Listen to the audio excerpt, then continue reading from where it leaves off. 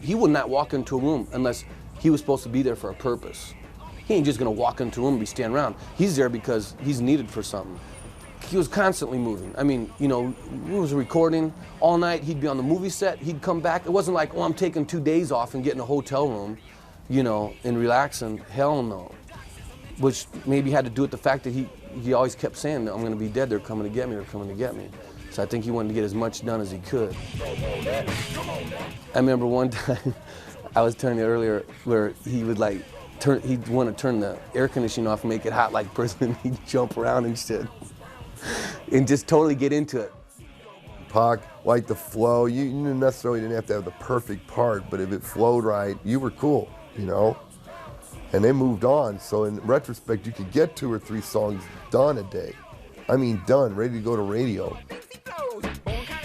But what was interesting was he would never, most people would come in the studio, hey, let me hear my last 8 songs I did. He never even wanted to hear the shit back. He would never, like, ever request, hey, let me hear that song. And he'd never say nothing like, hey, you know, that mix ain't right or that shit. He didn't give a crap about that. All he cared about, like he said to me once, just put my vocals real loud and turn the drums up, and I don't give a shit about anything else. On that last night working in the studio, Pac was relaxed and having fun, but engineer Scott couldn't believe how productive he was. So then the food and everything comes in, everyone's eating, everyone's having a good time, drinking. Next song's done. All right, I already got lyrics for it, let's go. Boom, runs in, does another lyrics on this other song. One thing I thought was interesting, sometimes he'd write his lyrics down. When we leave, I'd look at the lyrics. There was never a misspelled word, and there was never something crossed out like, you know, keep rewriting. It was just all the words spelled correctly. The Outlaws start running in. Boom, boom, boom, boom, boom. Everyone starts going and doing their thing. All right, that's 2 songs. Let's do another one. Get another one, Damon, come on. So next you know, Damon's off in the corner doing another song. About another hour later, Pac runs in again. Let me do another verse. Da da da da da da da. Starts writing it out. Gets on the mic and starts spitting again. So just that whole night was just memorable because of the way how professional he was. But I tell you, the first time I worked with Tupac, it was a trip because I didn't know his work habits, right?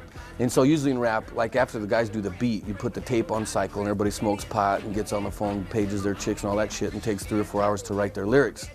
So when we finished the first track, I was like, great, I can take a break.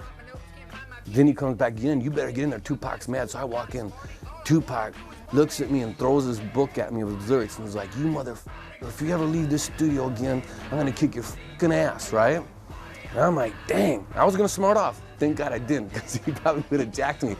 It wasn't a peace, love, and happiness vibe. It was more of get the job done, you get it right, you're concentrating. It's like pro sports, you're not, you know what I mean? The next day he comes up with Timothy Roth, the actor. They were working on that movie Gridlocked, right? So Tupac, totally different mode. He's got his suit on, he's playing this little, he's with all these white people and he's about as white as you could possibly get, right? And I'm still kind of pissed from the night before, but he's got this grin on his face. And then he says to me, bet you're glad this ain't a Tupac session, aren't you? I said, no, this is whack, man. I want to make a record. And he said, from now on, you're my engineer. I said, okay, let's do it. I was one of the engineers on his Machiavelli record. Got to work on 3 songs 8, 9, 10. White Man's World, Me and My Girlfriend, and Crazy. And then he walked in one day, and he said, I just got an order from Suge to do a diss album. So now he was in his diss mode. I'm going to diss everybody on the East Coast. So we were doing that for a while, but that kind of got old, you know, because like, how many times you want to listen to somebody getting dissed?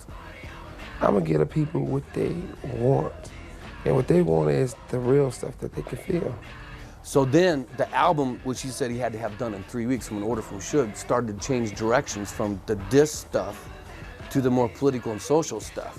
There's sort of a flowering of his career during the mid-90s at the same time that hip-hop is kind of flowering as well within the mainstream and going global as well. And I think at the time that he died, he was becoming a really, really interesting character. I mean, the Machiavelli album on the one hand is real deep and dark, and on the other hand, he had real pop-type stuff as well that are coming out on Death Row. We're pulling off like the Hit 'Em Up song where he's dissing Biggie, which is cool because that became a video and a single, right? So that was cool, so we got out of that one. And then we took the Nas song off Their Friends, which I actually told him one night after I drank about 4 Hennessy's, I said, you actually sound stupid dissing Nas for 3.5 minutes. He looked at me like I was crazy, right? I said, take it off the album. The 4 Hennessy's kind of helped on that one. So he said, all right, take it off. We'll do some more songs tomorrow. He left the studio, comes back in. He says, put that song back on the album. I said, sure, no problem. Boy, he had a lot to say, man. He was definitely a poet and sort of a, oh, what would they call it, a seer? Almost like a shamanic seer, a visionary. Swear to God, he walked in 5 minutes later, he goes, you're right, man, take that shit off. We're changing the whole album, man. It's gonna be my Machiavelli album, which I didn't even know who Machiavelli was. And I was like, okay.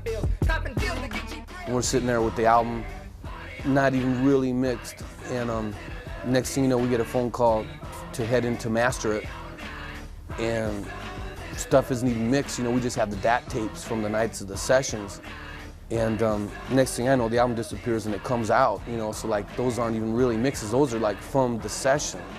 Whether properly finished or not, Machiavelli has sold more than 5 million copies. The album before Machiavelli was All Eyes on Me, Pac's second release for Death Row and the first ever double album by a rapper.